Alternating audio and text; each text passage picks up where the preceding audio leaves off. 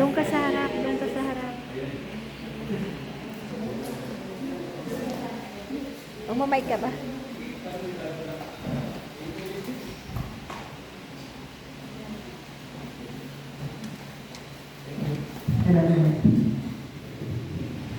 Okay, salamat po sa Diyos. At salamat po no, sa mga ibinahagi po ninyo na mga patotoo.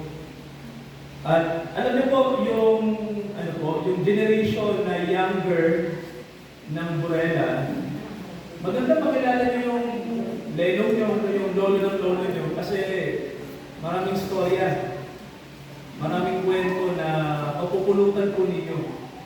At alam niyo po no, kung bakit pinagpala ang Israel, kasi po, yung kanilang family tree, hindi nila pinakalimutan kung saan sila galing, no? Inuugat nila kung itong pamilya na to, kanino ba galing to, sino ba yung tatay nito, sino ba yung tatay ng tatay nito, ganyan, no? So, may sinasabi sa Bible, no, na lahi, no? Yung lahi ng Diyos, preserve yung pinagmulan nila. So, ganun din po, no? Ako, sana ipag-pray niyo ako, mga kapatid, na gusto kong magsulat ng aklat ko sa family natin, eh. Gusto kong yung family tree, yung istorya ng family. Hindi ko alam kung magagawa ko yun. Kasi kailangan ng maraming information, marami na rin, nawala na, yung generation po ng halos, wala nang, yung mga lalaking Burela na anak ni Lolo Tano, patay na silang lahat, no? Ang natira na lang yung mga babae. Yan, hindi si Auntie kasama natin, no? Kaya, si Auntie yung natin ngayon, living witness, no? Sa nangyari noon pa, no? At hoping, Auntie, na mag-uusap tayo, Auntie, dahil may mga gusto kong itanong tungkol sa mga pasikot-sikot sa kwento ng pamilya ng Burela. At mga kapatid, mahalaga yung sinabi rin sa atin ni Ann na kung bakit tayo may gathering na ganito. At yung sinabi ni Kuya John, napakahalaga, no, na kung bakit ang family natin, kahit nasaan tayo, kailangang naglilingkod tayo. Sabihin nyo nga po, serving God. Sabihin nyo, serving God. No? Mga kapatid, tandaan po natin to na ang ating pamilya po ay Levita, no? Tayo po ay Levites.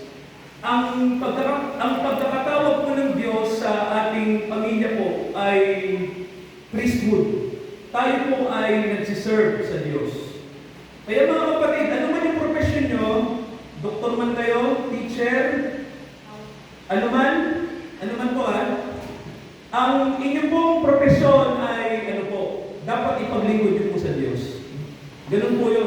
Tayo po ay itinalaga ng Diyos na maglingkod sa Kanya. Alam niyo po ba sa millennial reign, no?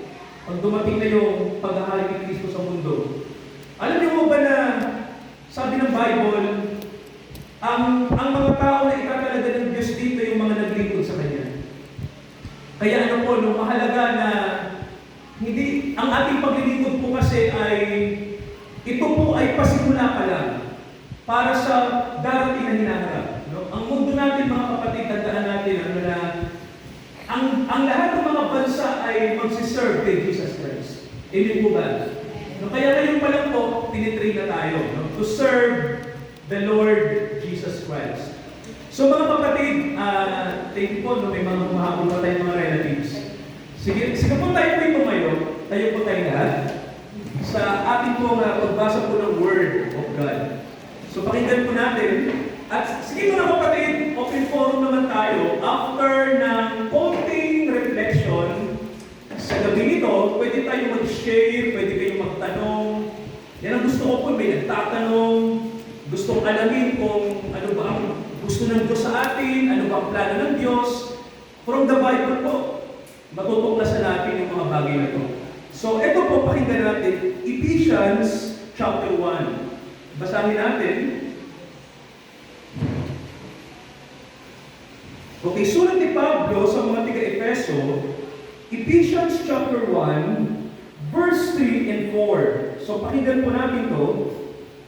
purihin nawa ang Diyos at Ama ng ating Panginoong Jesucristo na siyang nagpala sa atin ng bawat pagpapalang ukol sa Espiritu sa sangkalangitan kay Kristo.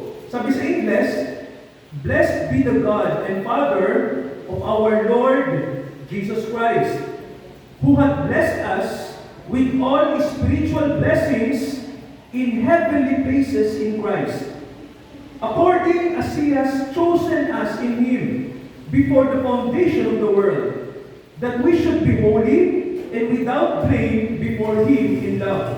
Sabi po sa Tagalog, ayon sa pagkapili niya sa atin, sa Kanya, bago itinatag ang sanlibutan, upang tayo'y maging mga banal, walang dugi sa harapan niya sa pag-ibig. So, let us pray. Father, nawa po ang mga salitang ito na gagawin po namin reflection sa gabi nito ay pagbigay po sa amin ng inspiration. Samahan niyo kami.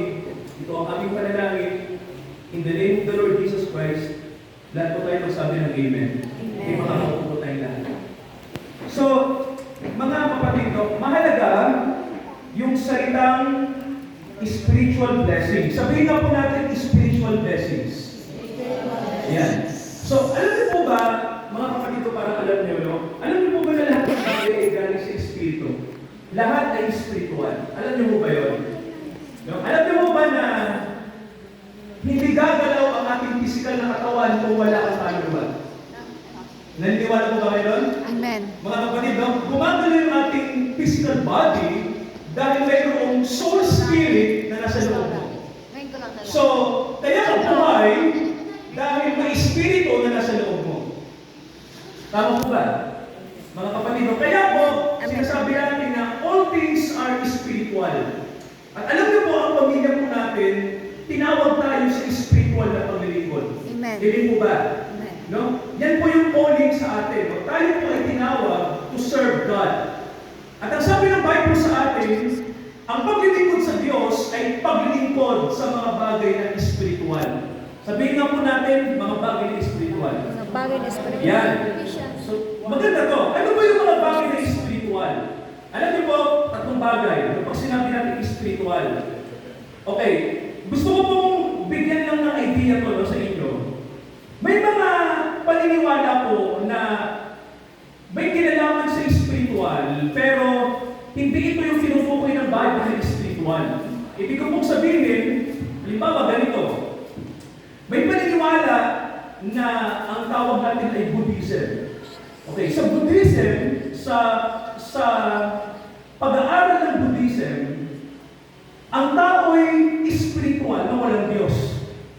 Naintindihan niyo pa ako, no?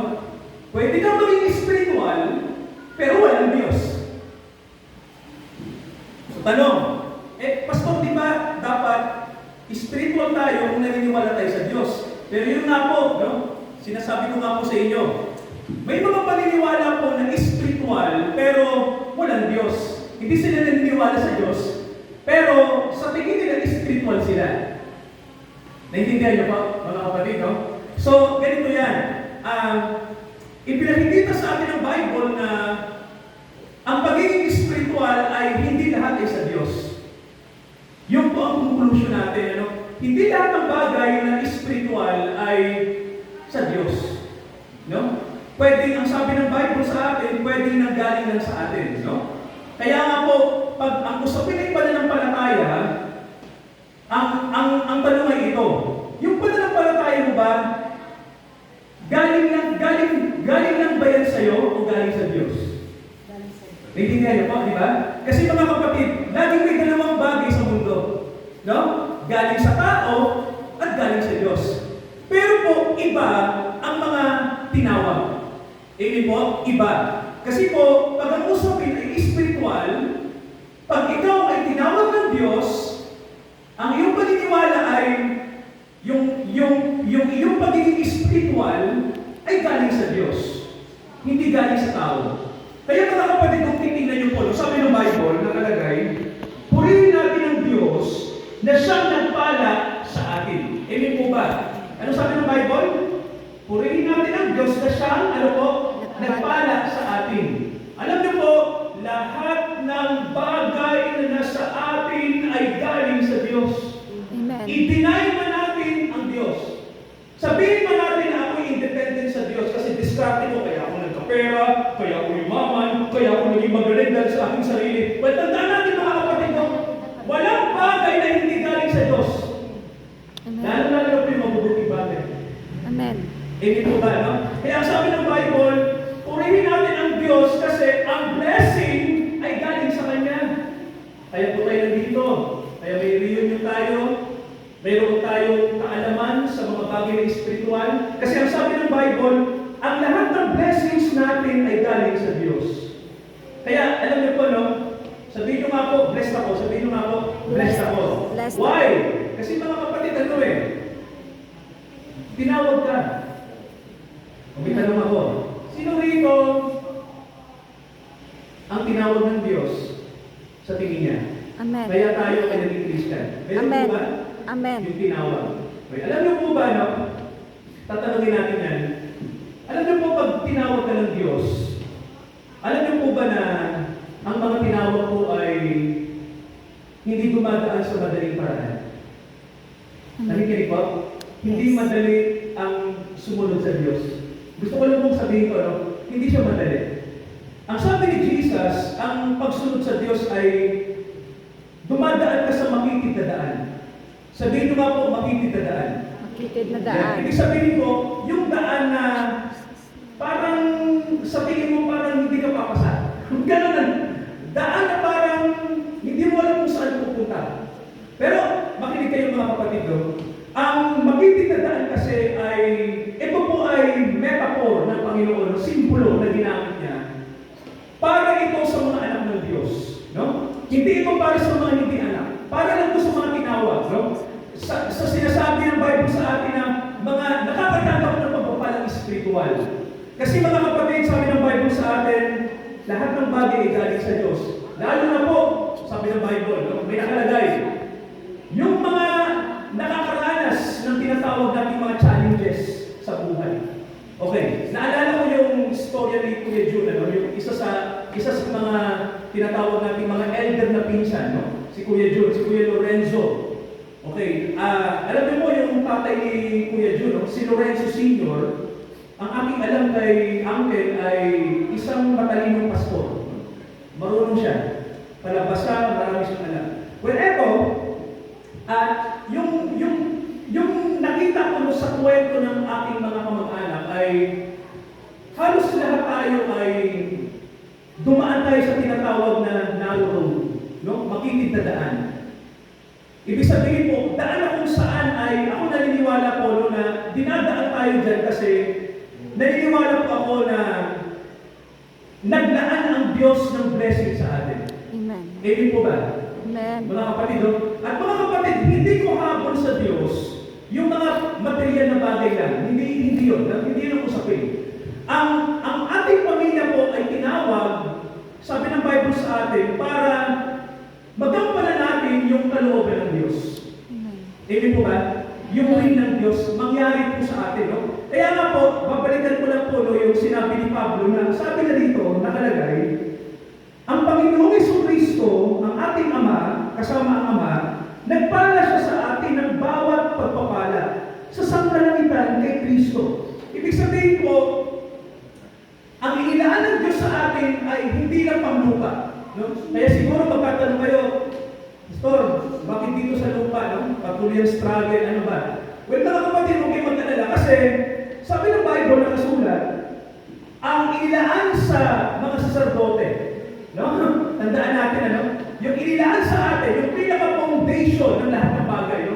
Ito mga kapatid, yung tinutukoy natin, ang sabi, mga bagay sa kalangitan. Sabihin nyo nga po, mga bagay ng langit. Sabihin nyo nga po, Mga bagay ng mga bagay langit. ng langit. No?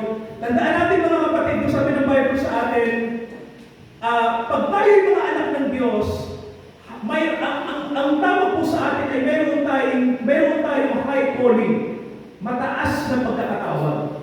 Kaya ano po pag mataas yung pagkakatawag sa atin, ang ginagawa ng Diyos sa atin ay tinuturuan niya tayong maging humble.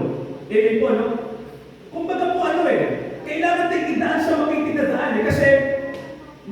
Diyos na bilang tao, mayroon tayong pride. Tama po ba? Bilang tao, mayroon tayong yabang. Hello, nakikinig? Mayabang tayo, nagmamalaki tayo. Tama po ba? May mga panahon sa buhay natin na masyado tayong self-righteous. Mga ganun, no? At ito pa, nagmamalaki tayo sa mga ginagawa natin, pero nakakalimutan natin na kaya pala tayo naging Christian dahil nahabag ang Diyos sa akin. Amen. Nakikinig mga kapatid, no? Amen. Ibig sabihin, tinawag ka, kaya privilege. Amen. At yung pagkakatawag na yan, ang ipagmamalaki mo ang Diyos, hindi ikaw. Amen. Diyos ang tumawag sa pamilyang ito to serve Him. Kaya mga kapatid, opportunity ng Borela to serve God. Kaya Yes. nagsiserve tayo sa Diyos. Yes. At mga kapatid, yung ating pagsiserve ay hindi ito dahil sa may competition tayo, walang gano'n. Nakikinig mga kapatid, walang gano'n, no? Ang ating pagsiserve, I believe mga kapatid, ay pagtawag ng Diyos sa atin para makilala natin na siya ang dahilan kung bakit tayo nandito. Kung bakit natin nakilala ang tunay na Diyos, ang kanyang salita. Amen po ba? Kaya mga kapatid ganito, alam niyo pag nyo tayo tulad nito. Alam niyo po, ang ating dala-dala isa lang. Amen po ba? At sino yung dala natin? Panginoon sa Kristo. Sino po yung dala natin? Ang Panginoong Jesucristo, no? Pag tayo po nagkita-kita, wala po tayong relihiyon dito. Tama ba? Kasi po yung ipinamana ni Lolo Talo, ni Pastor Borela, at yung mga naging pastor na Borela ay si Jesus. Jesus is enough. Mga kapatid, no? Yung grace ng Diyos, yung biyaya. Actually, ang church ay kasangkapan lamang. Pero hindi mo absolute. Ang absolute, yung Word of God. Amen. Yung message na dinala sa atin. Amen ba mga kapatid, no? Kaya sabi ng Bible, no? Ang ating blessing ay spiritual. Galing sa langit dahil tinawag tayo ng Diyos dyan. Yan po ang nature ng ating pamilya. Kaya, sina-challenge natin yung mga young generation ng Borela, no? Serve God, mga kapatid, no? Mag-serve kayo sa Diyos. At salamat din dahil yung anak ni Ate Joy, nagsiserve na sa Diyos, di ba?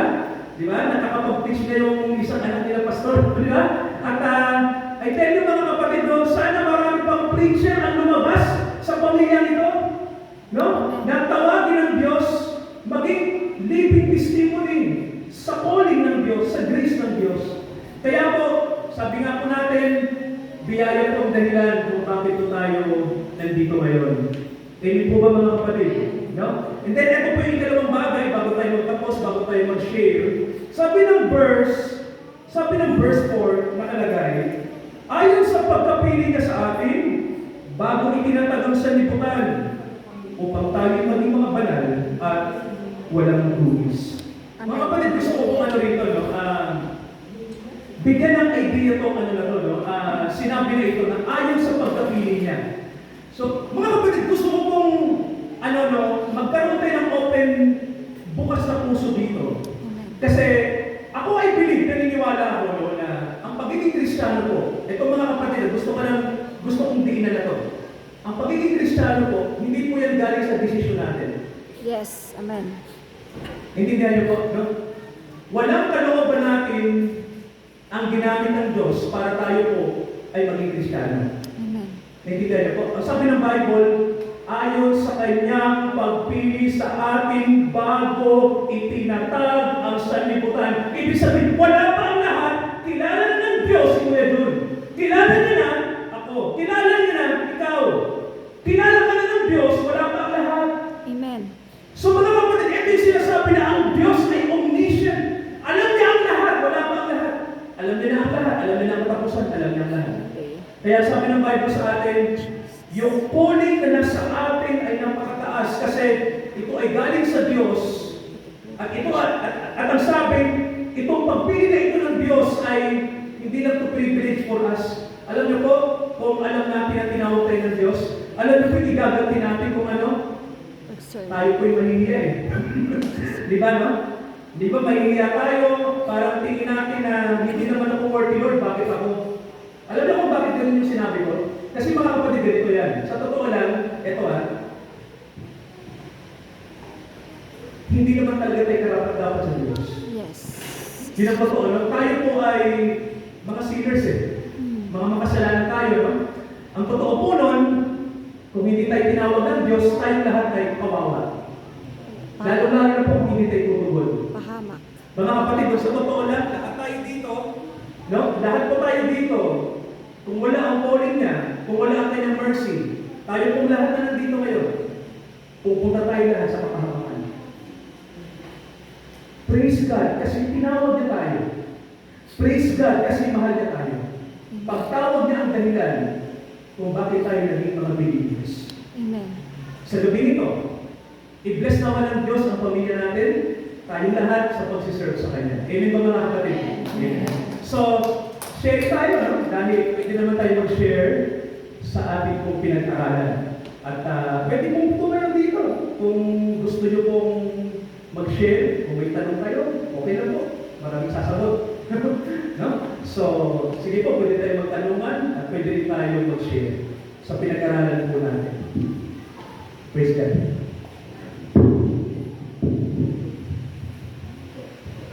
Salamat po sa Love. mga narinig Pray. sa salita. Tama niyo ang boses ko. Mahina ba? Microphone, kuya. Microphone. Dito ba yan? Okay.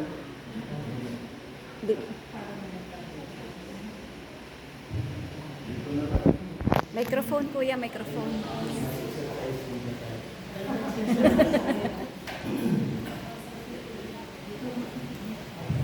Okay, salamat po sa mga narinig natin na katotohanan na talagang ang pananampalataya po natin ay hindi talaga ito galing sa atin. Galing sa Diyos, kaloob ng Amen. Panginoon. Ang pag-ibig ng Panginoon ay nilalagay niya sa ating puso. Amen. Nasanay ako for the past many years.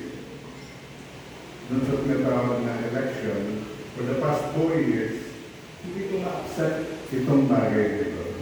Na election. If namin election, ito po yung pagpili. Ang mga binasa natin kanina. Since the foundation of the world, God has chosen us. Doon sa binasa natin kanina. Hindi ako naniniwala ito dahil tumanggap ako sa Panginoon eh. Noong many years, for many years, I think it's about 4 years na nagkaroon ako ng as being skeptical about it. Hindi ko mawala eh. Bakit ako ang tao eh. Ako ang desisyon. Ako ang magbibigay ng tamang paraan para ako ay maligtas. Diba? So yun yung malalim na pagkaunawa ko sa election. Ang totoo ang Panginoon ay talagang siyang ang nabanggit kanina, omnipotent. Yung character ng Panginoon being omnipotent, being omniscient, ay nandoon sa Kanya. Wala po sa atin. We are dead to sin. Isa pa yun. Ang isang tao ay patay sa kasalanan. In the first place, patay ang tao sa kasalanan. Walang pagkakataon ng tao na tumanggap sa Diyos. Dahil patay siya sa kasalanan. Paano mangyayari? So unless God put the love in your heart, put faith in your heart, di ba? Yun ang naliwanagan ako dun sa mga bagay ngayon. Tungkol sa mga katuruan. Katuruan ng tatay ko ay Arminianos. Tatanggapin natin ng Panginoon bilang sarili sa Diyos. It's my decision, my call. Pero sabi ng Biblia, not our call. It's not our call. God's call.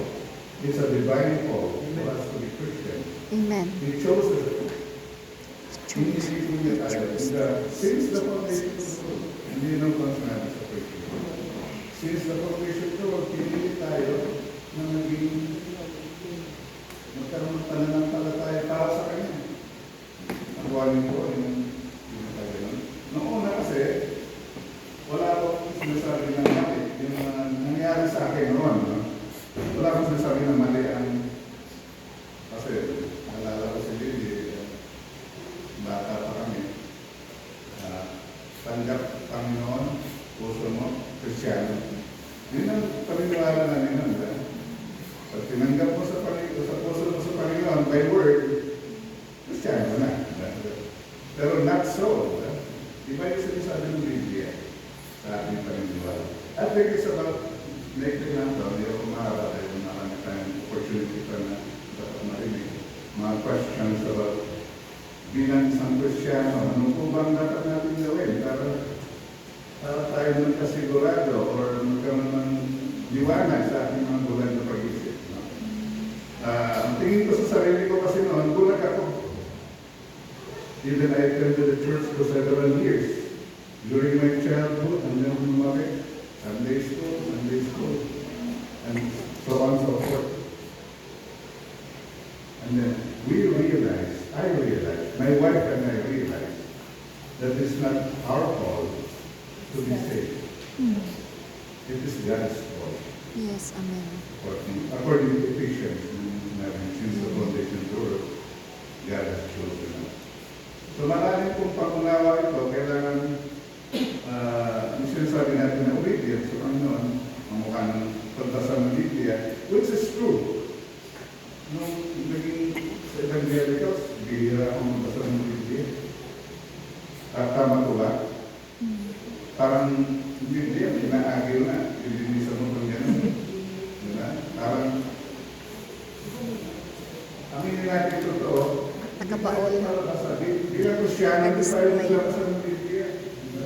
Ngayon po siguro ang panahon para balikan natin yung unang sinabi ng Panginoon na binigay sa ating pag-ibig, sa ating mga ninuno. Maaaring hindi pa nila alam itong mga sinasabi ng Biblia, pero nasa puso pinili niya tayo ng Panginoon. Sinabi ko nga sa inyo kanina, wala kaming makain no, di ba? Wala kami, hindi dahil sa panahon sa Paragaya, sabi ko nga, naglalakad kami sa baryo ng kita-kita. Tatay ko, pumunta kami. Alam niyo ba yung kita-kita ko saan? San Jose Nueva Ecija. Pumunta kami ng tatay ko, gutom na ako. Dumapa kami sa cemetery sa gutom at tato.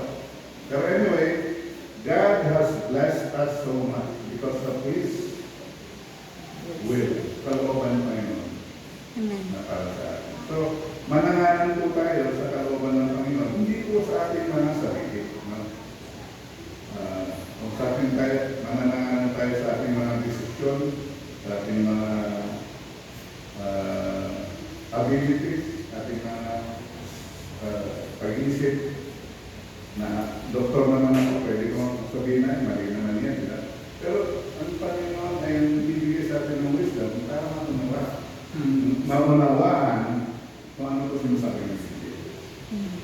Siguro magtataka kayo, parang nang iba yata si Pwede. Totoo po yun, yung sinasabi sa Ephesians. Since the foundation of the world, God has chosen us. Amen. No questions about it. Bakit? The Bible said it so. No? Biblia yun eh. Yun po. So, kung may mga questions po kayo, Wala kang iniambag. kaligtasan, malaking Wala kang issue po ito, iniambag pero sa kaligtasan. ito pa yung linaw eh. Linaw ng ating pananampalataya. Kumbaga sana, bakit tayo pumunta sa simbahan? Not for anything else. Bakit tayo pumunta sa simbahan? Para po sa ating mga kaluluwa na tayo ay maligtas. Tama po ba? Yun ang shortcut. Para yung kaluluwa natin, maligtas. No? Para makapiling natin yung Panginoong Jesus sa langit. Diba? Yun yung gist na talagang kaya tayo gumagawa ng mga paraan na binigay sa atin ng Panginoon itong pananampalataya nito. Dahil doon sa Solombon, yung tawag, yung ultimate na kinakailangan ng isang tao para maligtas. So, salamat po sa Panginoon, nagkaroon ng ganito. Dahil po ito sa Kanya. Hindi po ito nagkakaroon. Ito ay niloob ng Panginoon. Okay?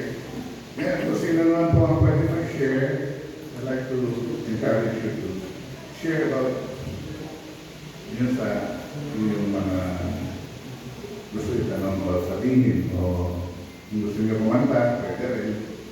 Pwede tumula kung gusto niyo. Okay, the table is open now for any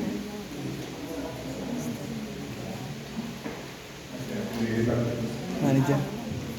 Maka-offer lang ako ng prayer kasi I feel the Holy Spirit is talking to me. to pray for Ate Marie being a widow. Lahat tayo halos 5 dito naging widow. Pero tatanong ko muna kung it's okay. Can you raise, we call it everybody's birthday, kaya nagluto sila ng masarap ng pagkain para sa atin. Wow! Sila Ate Marisa, si Tess, si Jules, Yes, their effort. Masarap yung nag-pray na food. sarap ng pagkain. Amen. Pwede pakiraise yung nag-birthday ng January. Pakiraise yun. Ang tawag natin, everybody's birthday. February. Wow! March. Ang dami. April. Magbe-birthday pa sa 30, sa Wednesday. Ate. May. April, May. Last year. Yung kasi, June. Si Auntie, oo nga pala. At si Kuya Jun. July birthday ng Zoe. Oh, so in July. August. Si Carlo. Si Julian. September. October. Nasa November pa. Si Ate Helen last year. Si Jacob. November. December. Last year. Anyway, yung sino nag-anniversary na tapos yung mga may sakit na pray natin, of course, for privacy reason, hindi na natin i-detail kung ano mga sakit. Tapos yung mga may mga problema, tsaka yung mga students. Pero ngayon, I like to pray for Ate Marie kasi ano lang niya, meron pang breathing, tsaka mga ako, mga anak, kapatid. So, I pray for Ate Marie kasi we have to support and love each other. I don't need a mic to pray. I just touch and pray, and I know even small thing we can do something for everyone. Okay. Panginoon Diyos, nagpapasalamat po kami ngayon sa aming kapatid na si Ate Marie na wala na po siya ng asawa. Nag-iisa siya. I know that it's a very painful experience for all of us, but I ask the Holy Spirit that you will comfort her in this big loss, Lord, the loss of her husband and all her children and grandkids and her daughter. Lord, please help her sa paghihirap na ito na sa gabi na nag-iisa na siya, nag-comfort mo siya, at kami na malapit sa kanya that we can do something, even a prayer. Panginoon, kung ano man pang pinagdadaanan niya ang bawat isa rito, na may ganong pakiramdam na nawalan din ng asawa o nag-iisa, ang mga may sakit, Panginoon, at mga nakakapusan kami ng pangangailangan, ang mga estudyante, Panginoon, na naghihirap sa exam. Kung ano man po ito, gabayan niyo po kami at tulungan niyo po kami. Maraming salamat po sa kahit wala rito sa Ate Delta at ang ibang mga tao at mga kamag-anak namin malalayo. At hindi ka mag-anak na dito kayo, bless mo sila na tumusok sa puso nila yung mga salita. Salamat po sa nagkaroon ng mga kaalawan sa buong 12 months na mga special day. At last year na hindi kami nagkasama, pero salamat sa mga naganda ng mga pagkain. Kakainin na aming katawan ngayon at salamat po na sa fellowship most of all. At alam po namin na ito ay galing sa iyo. Pinupuri ka po namin at nagpapasalamat po kami sa iyong pagbudihan sa amin. In the name of Jesus, Amen. Amen. Ayun ka pag-pray. Praise God. Salamat po. Wala na po. Na mag-share po. Si Pastor Eddie. Hindi man pwede, pero gusto ko talaga. So, isa po sa napakahalagang bagay, bago ka pumasok sa langit, kaya po naligtas ka dapat. Hindi po para po sa church na. Actually po, yan, glory to God, ang mga member sa church, pag tinanong at i-defend yung salvation, alam po niya. Pero po kami tinatawag na isas, one saved, always saved. At sabi nyo, pinangurusahan yung tumating taliwas sa Panginoon. Pero po yung salvation na po. Kaya nang pinuputol na. Kaya sabi, ibigay ang katawan, isatanas at ang kaluluwa ay maligtas. Ibig sabihin, nananatili ang kaligtasan. Ang tayo po na ng palataya. Mamatay ka man sa kasalanan, andun pa rin po naligtas. Kaya nang pinuputol na ng Diyos para hindi na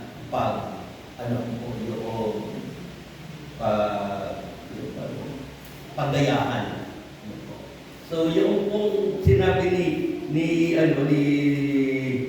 Pastor Jan ay totoo na sa Jan 5:24 wala nang hatol ang nakay Kristo.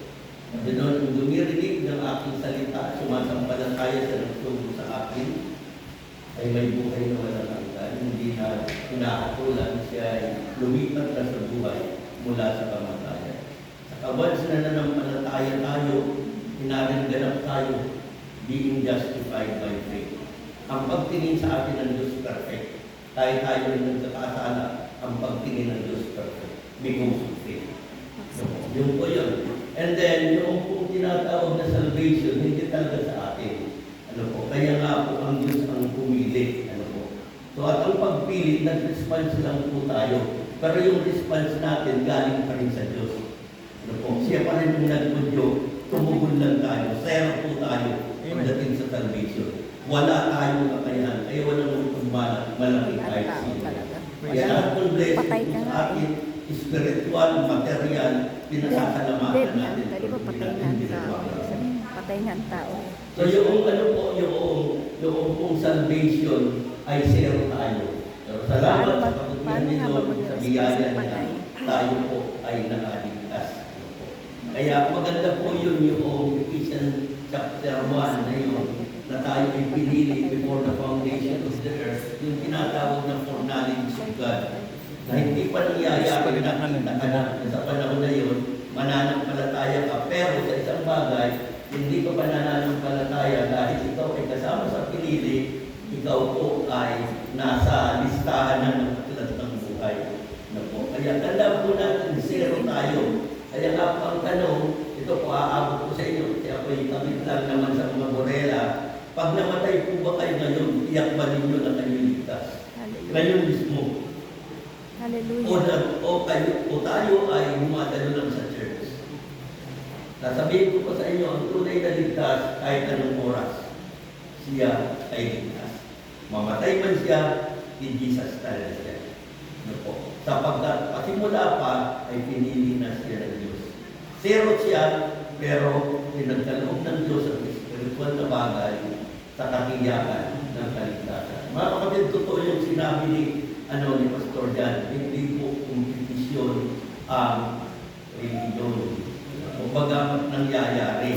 Kaya kung tayo po, kung tayo po ay mayroong mga kasamaan na mga mahal sa buhay, na ibang religion, na born again, huwag po natin silang i-communicate sapagkat sila po ay kasama natin. Basta ang toro, alam na talagang ang salvation ay tiyak ang kaligtasan.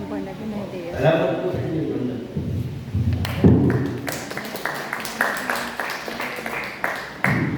Salamat po kay Pastor Eddie sa binahagi po.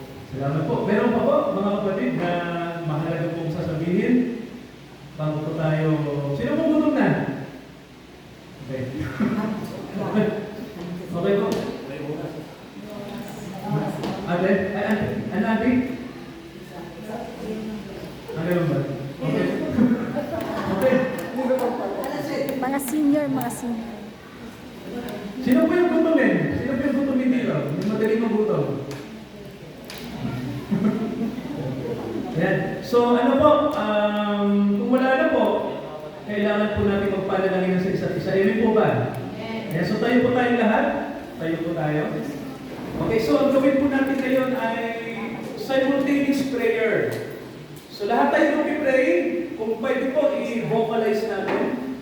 At ang ating pag-pray po, syempre po, yung ating family na makasunod sa kalooban ng Diyos at gamitin lagi ng Diyos sa darating pang mga taon. No? So ipag-pray natin na nawa ang grace ng Panginoon ay malaman, maunawaan ng ating mga kamag-anak kasi po, yan po ang pinakamahalagang bagay kung bakit po tayo nagsaserve sa Diyos because of His grace and mercy. So mag-pray tayo ng sabay-sabay, simultaneous po.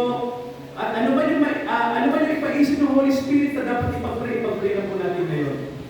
So, let's start po to pray. Hallelujah. Praise God. Yes, O Lord. Hallelujah. Father. Father, we are thankful sa aming Father God na sama-sama kami.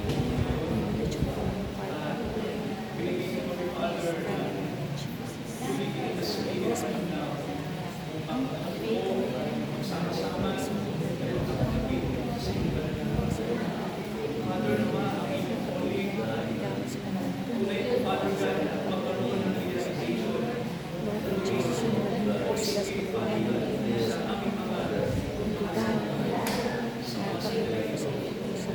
alam mo po, Father God, na ang pagiging believer ay naasahan sa kayo because of your mercy, because of your loving sa kaluwagan sa kaluwagan sa ito, ang iyong mercy is Father, lumalim po sa lahat ng mga nakikinig at nag-repent, nagtutulog, nagsulat tayo sa aming Yes, po, Father, ang ginagawa namin, pero hindi namin sa amin. Hindi po, tunay, Father, let's just ito at pagyamanin mo. We are asking na kayo ang mag-redirect sa amin, Father. Kung anong journey ang ginagawa ngayon, hindi ko lang kayo ang mag-redirect sa amin ako rin. Magyari ko, Father God, sa mga sentero na ang inspiration nyo, hindi maging sa amin, Father.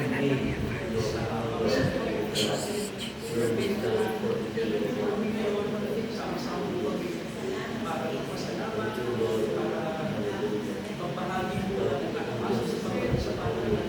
Kaya natin ang mga Father, mercy to us, may anointing mas marami. Ituloy po ang kami. At magkaroon ito ng pananawan sa aming Father.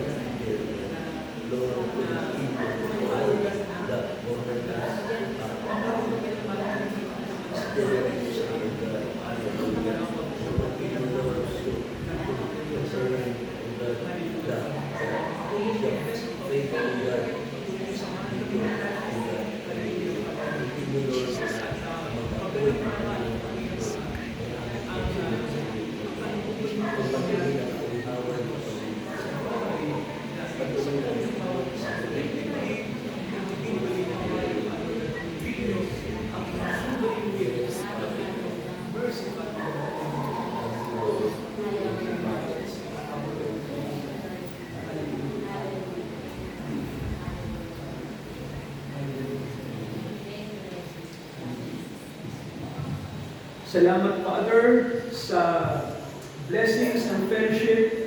Salamat na nandito ang mga kamag-anak, ang mga tumugol po, kahit hindi namin kapili ng iba, nawa ay kaisa namin sila in the Spirit right now. We are asking, Father, na ang Borrella family, kasama po ang ibang mga friends namin, mga kaibigan po namin sa family namin, i-bless mo kami lahat. Gamitin niyo po kami na maging daluyan ng iyong mercy po. Kaya thankful kami, Father, na nandito po kami lahat para magkaroon kami ng unity in love, magkaroon kami ng harmony, magkaroon kami ng panalanginan sa isa't isa, maging humble kami sa isa't isa. Na kung saan, Father, mag-serve kami sa isa't isa. Ito ang espiritu ng pagiging believer. Kaya nawa, Father God, pagpuklurin niyo ang family namin ng charity niyo. Pagpuklurin niyo kami ng mercy niyo. At thankful kami, Father, na manatili po ang pagiging priesthood ng family nito. Dahil, Father God, privilege sa amin to serve you. Kaya dahil sa inyong calling, dahil sa inyong high calling sa amin. Kaya, Father, muli gamitin niyo po ang patuloy na buhay namin at yung generation na tinatawag niyo ngayon from this family, Father God. Gamitin niyo at nawa ang blessing, Father God, ng inyong grace ay marami pa po itong gamitin niyo po ito para marami pa po ang matawag sa mercy. Thankful kami sa gabi nito, samahan niyo kami lahat, i-bless po ninyo ang bawat kaluluwang nandito ngayon. Kaming lahat ay sama-sama nagpupuri sa inyo. Ito ang aming panalangin sa pangalan po ng aming Panginoong Jesucristo. Lahat po tayo magsabi ng Amen. Amen.